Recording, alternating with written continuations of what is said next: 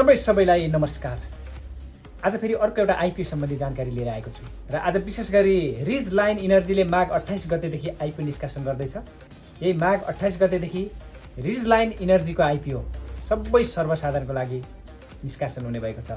कम्पनीले आयोजना प्रभावित क्षेत्रका स्थानीय बासिन्दा तथा वैदेशिक रोजगारीमा रहेका नेपालीका लागि आइपिओ निष्कासन गरिसके पछाडि सबै सर्वसाधारणका लागि यो आइपिओ निष्कासन गरेको हो।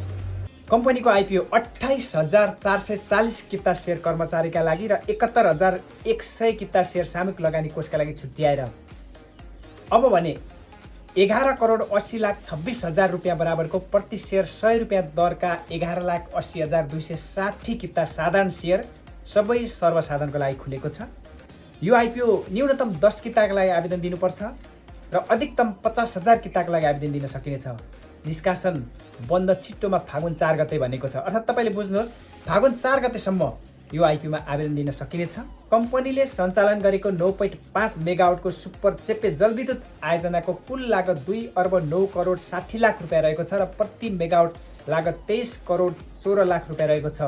यही जलविद्युत आयोजनाको विद्युत अनुमति पत्र 30 वर्ष बाँकी रहेको छ र यस आयोजनाको साधारण लगानी फिर्ता हुने समय 7 वर्ष 4 महिना रहेको छ। अब यो आइपिओको सेयर निष्कासन तथा बिक्री प्रबन्धक प्रमुख क्यापिटल रहेको छ।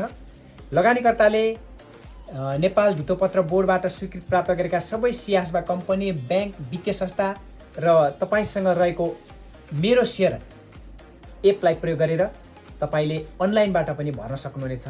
स्मरण रहोस्, यो आइपिओ भर्ने अन्तिम मिति तपाईँले थाहा पाउनु भएको छैन भने यही फागुन 4 गतेसम्म रहेको छ।